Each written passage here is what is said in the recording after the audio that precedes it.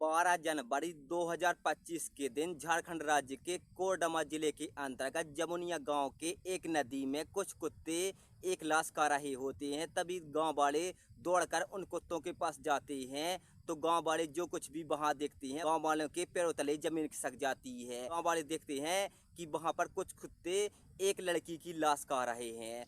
तो तुरंत गांव वाले मरकच्चो पुलिस स्टेशन में उस लाश की सूचना देते हैं। तो मरकच्चो पुलिस अपनी एक टीम बनाकर जमुनिया गांव आती है और जैसे ही उस लाश को देखते हैं, पुलिस के पैरों तले जमीन खिसक जाती है। पुलिस देखती है कि उस लाश का सिर नहीं है, साथ ही उसका एक बायां हाथ नहीं है।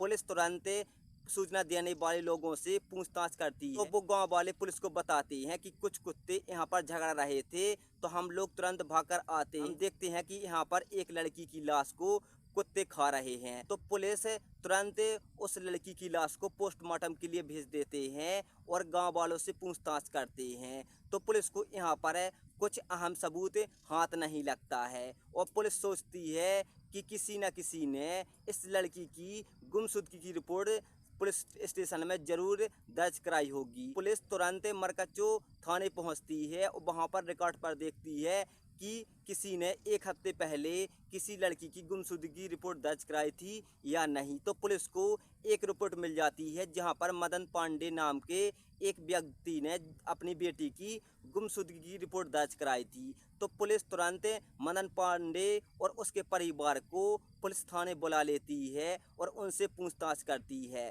तो मदन पांडे कहता है कि मैंने अपनी बेटी की गुमशुदगी की रिपोर्ट 3 फरवरी 2025 को लिखवाई थी, लेकिन पुलिस ने अभी तक उस लड़की को, मेरी बेटी को ढूंढा नहीं है। तो पुलिस कहती है कि हमें एक लाश मिली है, तुम उस लाश को पहचान लो, क्या वो तुम्हारी बेटी है या नहीं। तो पुलिस तुरंत मदन पांडे और उसके परिवार को अस्पताल ले जाती है और वहां पर लड़की की लाश को दिखाते हैं। तो मदन पांडे, जिसकी उम्र लगभग 73 साल होती है, वो अपनी बेटी को नहीं पहचान पाता है और कहता है कि ये मेरी बेटी नहीं है। साथ ही में मदन पांडे का बेटा, जिसकी उम्र 20 साल होती है और उसका नाम ज्योतिष कुमार होता है, वो अपनी बहन को पहचान जाता है और कहता है कि ये मेरी बहन नेभा है। साथ ही मदन पांडे को छोड़कर घर वाले सभी लोग लड़की की लाश को पहचान जाते हैं और रोने लगते हैं, कहते हैं कि ये हमारी बेटी नेभा है, इसकी उम्र 18 साल है। पुलिस तुरंत इस केस को सॉल्व करने की कोशिश करती है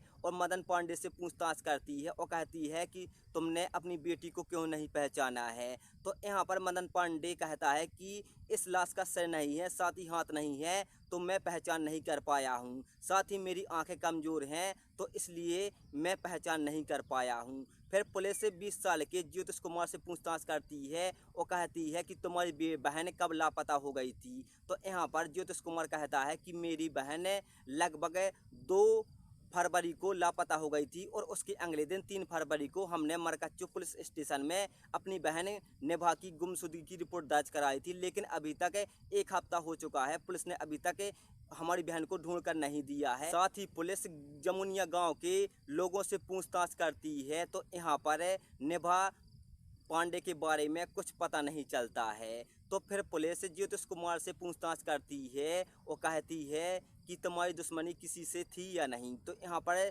ज्योतिष कुमार कहता है कि हमारी दुश्मनी किसी से नहीं थी। फिर पुलिस मदन पांडे के बेटे ज्योतिष कुमार को पुलिस थाने बुलाती है और उससे पूछताछ करती है। तो लगातार यहाँ पर ज्योतिष कुमार अपनी बयान बदलता है और पुलिस को झूठ पे झूठ बोलता है। तो पुलिस को ज्योतिष कुमार पर शक हो जाता है और उससे सख्ती से पूछताछ करती है। तो यहाँ पर ज्योतिष कुमार अपना जुर्म कबूल कर लेता है और कहता है कि हमने ही अपनी बहन की हत्या की है और साथ ही इसमें मेरे पिता मदन पांडे भी शामिल था।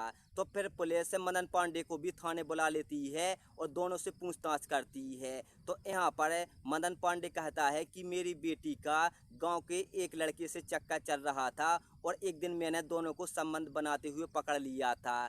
तो मैंने अपनी बेटी को समझाया था कि बेटी तुम ऐसा मत करो। तो मेरी बेटी नेभा कहती है कि मुझे उसी लड़के से शादी करनी है। तो हम लोग इस रिश्ते के खिलाफ हो जाते हैं और हम अपनी बेटी नेभा को समझाते हैं, लेकिन नेभा नहीं मानती है, तो हमें एक कदम उठाना पड़ता है। साथ ही यही सवाल मदन पांडे के बेटे ज्योतिष कुमार से भी पूछती है पुलिस। तो यहाँ पर ज्योतिष कुमार भी कहता है कि हम दोनों ने ही अपनी बहन को संबंध बनाते हुए रंगे हाथों पकड़ लिया था, लेकिन हमने उसको समझाया, लेकिन बहन नहीं मानी। लेकिन कुछ दिन बाद मेरे पिता और माँ दोनों खेत पर काम करने के लिए चले जाते हैं, साथ ही बड़ा भाई मजदूरी करने के लिए चला जाता है। तो मैं घर पर अकेला था।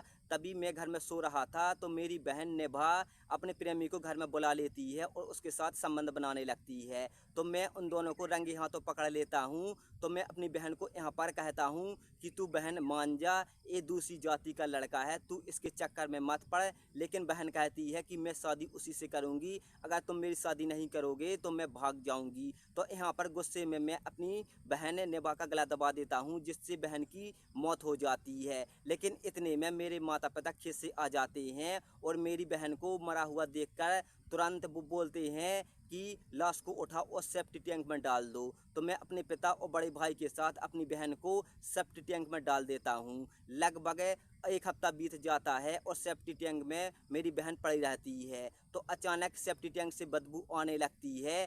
तो 10 फरवरी की रात को हम तीनों, मैं, मेरा बड़ा भाई और पिता, अपनी बहन को उस सेफ्टी टैंक से निकालते हैं और पास के ही नदी किनारे ले जाते हैं। और वहाँ पर मेरा पिता निभा की गर्दन काटता है और बायां हाथ काटता है और उसके बाद रेत के नीचे गड्ढा करके बहन को दबा देते हैं, डाल देते हैं और उसके बाद सिर को और हाथ को दूसरी जगह पर डाल देते हैं और ऊपर से रेत डाल देते हैं। इसके बाद हम तुरंत वहाँ से भाग आते हैं और साथ ही हम सोचते हैं कि हम पर कोई शक न करे, इसलिए हम 3 फरवरी को अपनी बहन निभा की गुमशुदगी की रिपोर्ट मरकच्चो पुलिस स्टेशन में लिखवाते हैं, ताकि गांव वालों को शक न हो और उनको लगे कि हमारी बेटी बहन लापता हो गई है। तो हमने यही सोचा था, लेकिन हमको नहीं पता था कि कुत्ते उसकी लाश को ज़मीन से निकाल लेंगे और ये मामला बाहर आ जाएगा। पर मरकच्चो पुलिस स्टेशन एक केस सॉल्व कर लेती है और बाप और दोनों बेटे को जेल में डाल दिया जाता है।